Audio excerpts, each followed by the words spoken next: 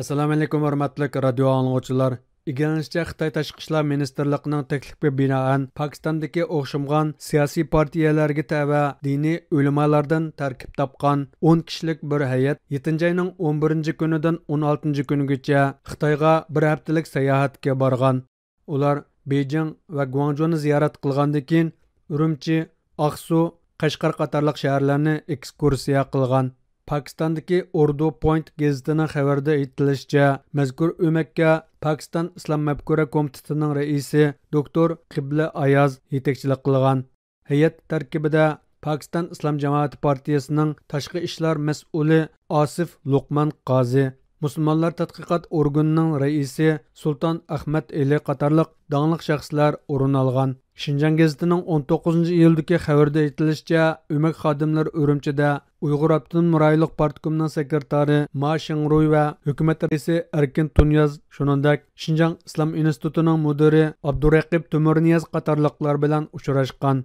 Yig'inda Ma Shingruy dinga e'tiqod qilgan xalqning diniy e'tiqod erkinligini qonun bo'yicha qo'g'dash, dinni sotsializm jamiyatiga uyg'unlashga yetaklash qatorliq sohalardagi xizmatlar haqida tushuncha bergan.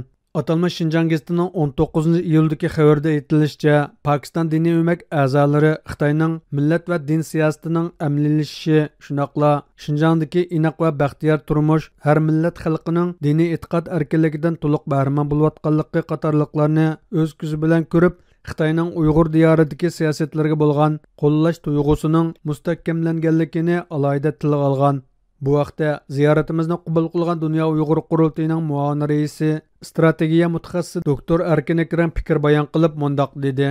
Bu yıldan beri bir qancha qitim mushu musulmon davlatlarninki heyetlerini davet qilib, shart ekskursiya qilgizib va shundaqla musulmonlar Xitoyninki Sharq Turkiston siyosatini qo'llayotganligini isbot qilmoqchi.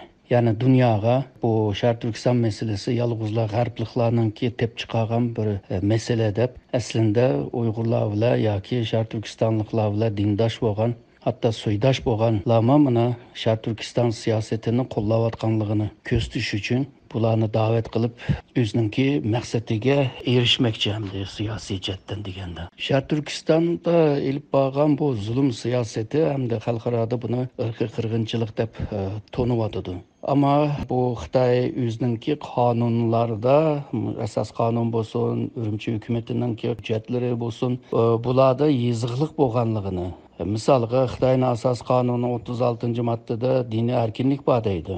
Ama bu erkinlikni cheklagan ba'zi qonunlar va ba'zi hujjatlar bor.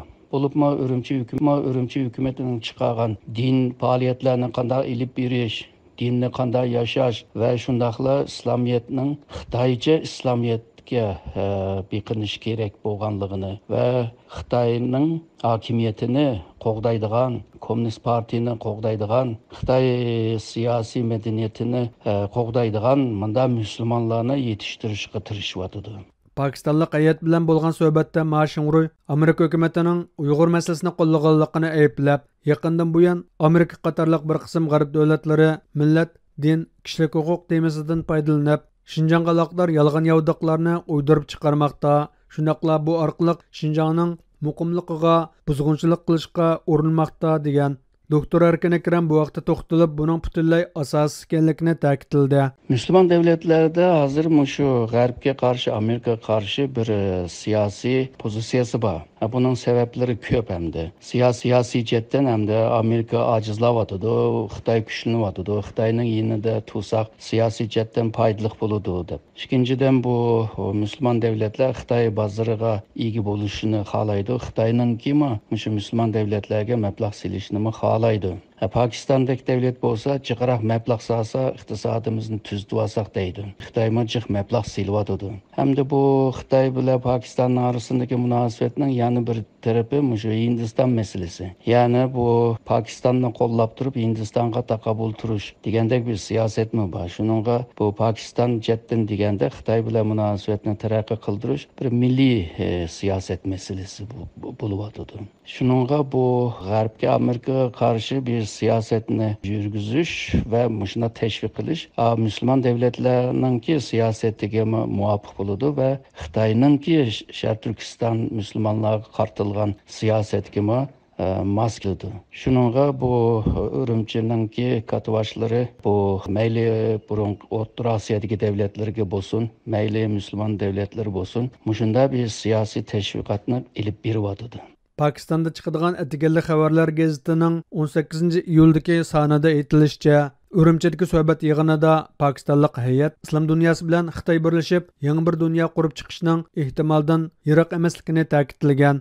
Ammo Xitoyning Uyg'ur diyoridagi irqiy qirg'inchilik to'g'risida bir ig'zimi so'z qilmagan. Pakiston diniy hay'atining bu qatimqi ziyorati hamda ularning Xitoy haqidagi so'zlari Pokistondagi Umar Uyg'ur vaqfining raisi Umarxonning alohida diqqatini qo'zg'agan. Bular Aqsuga bordi. Aqsuda borgandan keyin biz shu vaqtda bular e'lon qildiki, biz Aqsuda mashina ko'rdik. Bu yerda 300 musulmon namoz o'qiyotgan Uyg'ur musulmonlar, bu yerda Uyg'urlar yaxshi yashayotdi, do'konlar bor ekan, bu yerda xansuchi gap qilmayotgan bular. O'zining Uyg'urcha gap qilyotdi, saqal bor haqlarida biz ko'rdik degandan keyin bu yerda madrasa bor. Madrasada masjidning ichida diniy ta'lim, Qur'on, hadis bular o'qityotdi. Bular yaxshi ekan deb bergandan keyin bularga ben yine bir kedim telefon qilib, men shularga xafa bo'ldim. Pokistonda Uyg'urlar, dunyo Uyg'urlar tarafidan bir la'nat qildik bularga. Yaxshi qilmadinglar. Ya mishani ahvol siz bilmaysiz. Mishani ahvol yaxshi ahvol degandan keyin biz shu Facebooklarda, telefonda biz o'shib qoldik. Bu vaqtda radiomizning ziyoratini qabul qilib, ularning bu xil qilmishini aybladi. Hamda biz Pokistondagi Uyg'urlar, dunyodagi Uyg'urlar ranjidik. Biz umid qilgan bu mullamdan ki bu mullamlar yaxshi natijalar bir ish qilib dunyoga bir ashkor qiladi. Biz bo'lmay qoldik. Bu munofiqlar sitirgan mullamlar ekan bular. Pokistonda yaxshi ulamolar, mullamlar bor. Bularga bir telefon qilgan burun.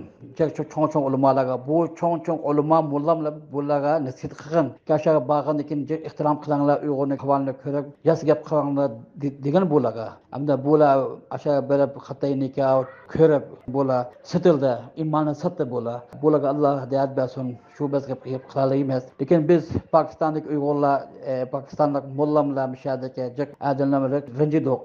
Pakistonlik diniy ulamolar hay'atining Urumchi va Qashqardagi ziyorat haqida Istanbuldagi Xalqaro Sharqiy Turkiston tashkilotlari birligi e'lon qilgan bayonotda mundaq deyilgan. Sharqiy Turkistondagi musulmon xalqqa qarshi davomlashayotgan irqiy qirg'inchilikni fosh qilish va haqiqatni qo'g'dash mas'uliyatini ado qilmagan Pokiston hay'atini ayblaymiz.